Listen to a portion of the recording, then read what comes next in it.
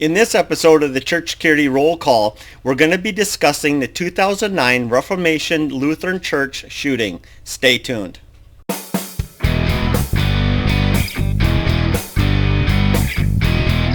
Hi, this is Chris with Sheepdog Church Security, and this is your Church Security Roll Call. Today we're going to be discussing the article, The 2009 Reformation Church Shooting. If you'd like to read that article, go to our website, sheepdogchurchsecurity.net, and look under the News tab. So let's begin in the Bible as we always do. This verse is Matthew 26, verse 52. And it reads like this, "But Jesus said to him, 'Put your sword in its place, for all who take the sword will perish by the sword.'" I want to pause here just to talk about this verse a little bit. A lot of us have heard this verse used in order to advance a passive response to violence. But what this verse actually is, it's actually a proverb. And what proverbs are is they're general rules to live by. They're generally true. Maybe you could say the majority of the time that they're true. And in the case of this one, it's not a guarantee, it's just a general rule. The other thing is I really believe that this proverb is actually talking about evildoers, about sinful people. If you live a life of crime, if you live a life of violence, maybe it's domestic violence or whatever it is, maybe you're a bully or you like to go to the bar, get drunk and beat up people up. If you live that kind of lifestyle, the chances of you experiencing violence at some point increases considerably. Now, it's also generally true for anyone that chooses a profession or a job, or in our case, volunteering at the church.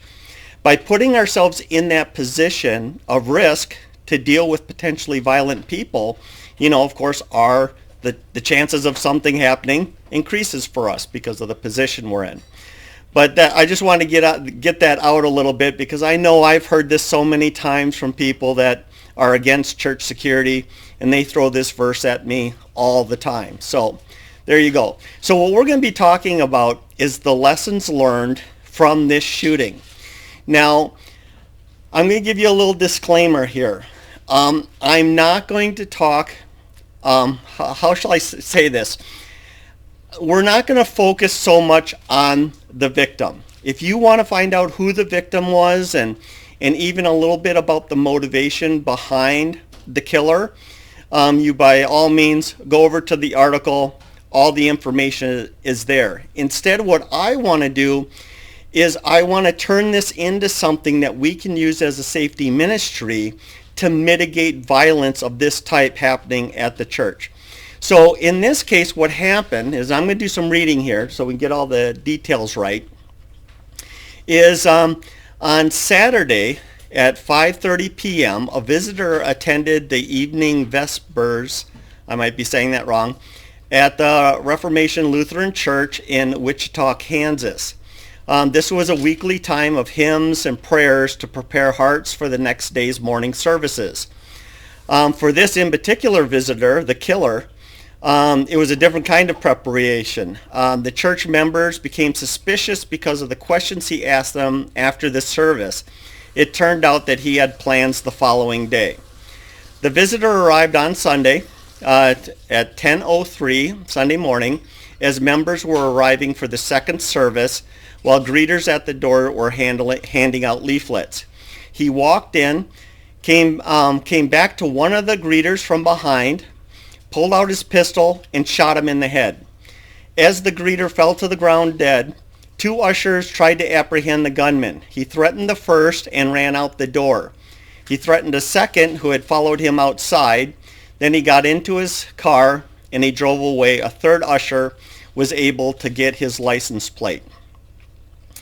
With the descriptions with the car, the driver, the license plate number, the Kansas State Police soon found him 170 miles away as he was trying to make it back to his own home in Kansas City.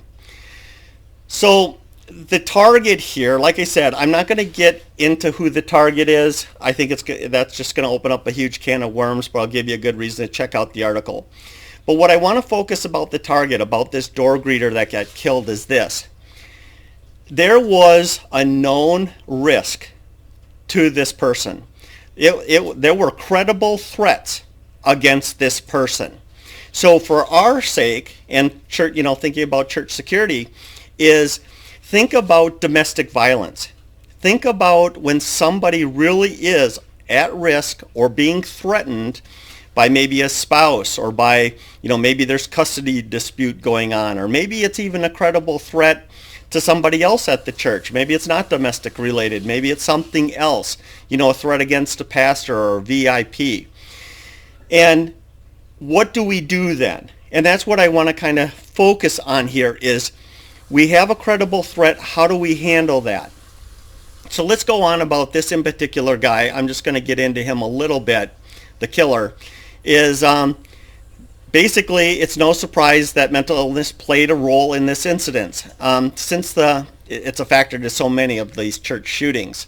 According to family members, the middle-aged shooter had been diagnosed with schizophrenia when he was about 20 years old.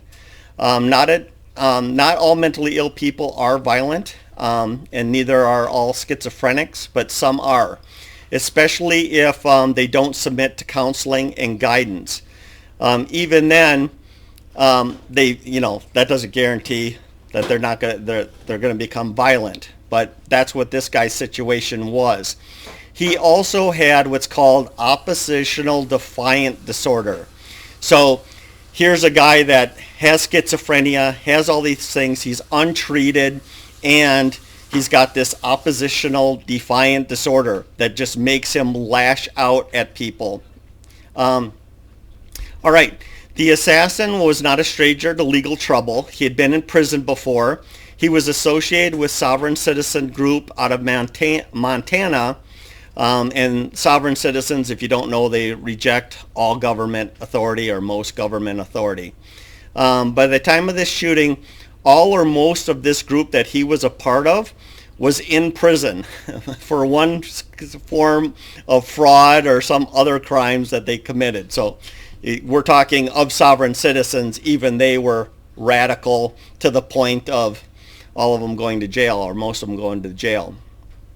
Having reality distortion condition and possibly that oppositional defiant disorder, he was easily persuaded by the claims of the sovereign citizen group.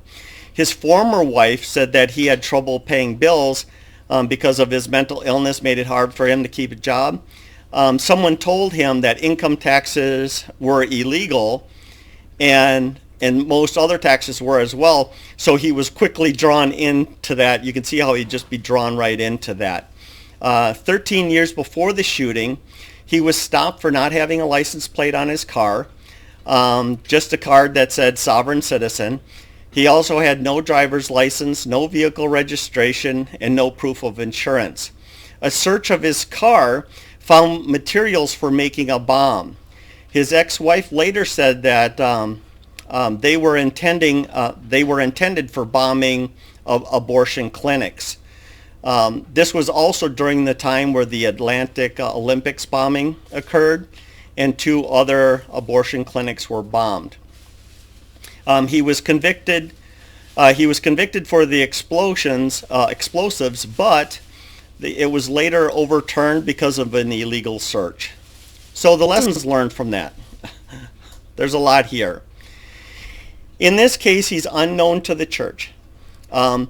He is somebody that is determined, partially influenced by his mental health, partly influenced by his beliefs, some of those radicalized by sovereign citizens. He was determined to kill this in particular person. This person had active threats against their life. This person actually went so far and at times had a bodyguard with them. And so we're talking a real communicated threat, a lot like our domestic violence. We had a situation in our church where a woman was going through divorce. The guy was on his way to prison because of all kinds of things, child molesting, all that kind of stuff. And we knew about the threat, and we knew he was out on bond. It was an active threat. We knew about it, so we took actions. So in the case of this shooting, you have that kind of person. Then what you have is you have the killer showing up the night before. And so this is where communication kind of comes in. He comes in the night before. The questions he's asking, now I don't know what those questions were. I don't know what those interactions were, but it was enough for them at least to recall later that it all makes sense now. It all fell together. Now, if that would have been communicated to the safety team, this would have been a good time to elevate our risk level, right? We know somebody's coming or could be coming, or there was this disturbing person that was there. What can we do, to get to be safer? So maybe, you get on the phone, get all the safety team in, you brief the greeters. If there's any indication that it's that your intended victim or your known risk person might be that person, you get them out, you take care of them, In this case, he's actually working as a greeter. That's not very smart, right? I mean, he's right there. The bad guy could pull up, see him there, just shoot him like it happened here, and drive away. Maybe people at that elevated risk should not be in the public eye. They should be taken care of. Now, I don't mean that we're hiding them in the back room necessarily, but I'm just saying maybe if they normally sit on the left side of the sanctuary, maybe they sit on the right side, and maybe we put somebody on them that's watching them, to keep them safe, and then have an exit plan. If the bad guy shows up at the front and it's called out, hey, the estranged husband is here, you pick up the spouse, you pick up the kids, and you exit, you get them out of there, either out of the building or into a lockdown room someplace that you can protect them. So that's kind of what I want to focus on here with you guys, and something for you guys to think about is just, what do we do about known threats and known risks? What kind of increased level of security should we put into place when there's indications that an attack could occur? So that's basically all I have for you guys. I want to let you know that we do have a download on this. We're starting to create, kind of by popular demand, we're starting to create special downloads that talk about the lessons learned from each one of these that we do basically once a month. So check out the comment section below. Get that, click the link, go over there, you put in your email address, maybe your first name, whatever, and then we send you an email with that download attached. Other than that, if you like this video, please like, share, comment, give us your 2 cents. All these kind of things help the computer systems, the algorithms, YouTube and iTunes and all them to know that this is a good show.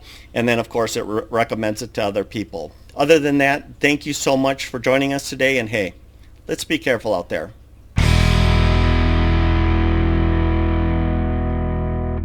This program is made for informational purposes only and should not be taken as legal advice.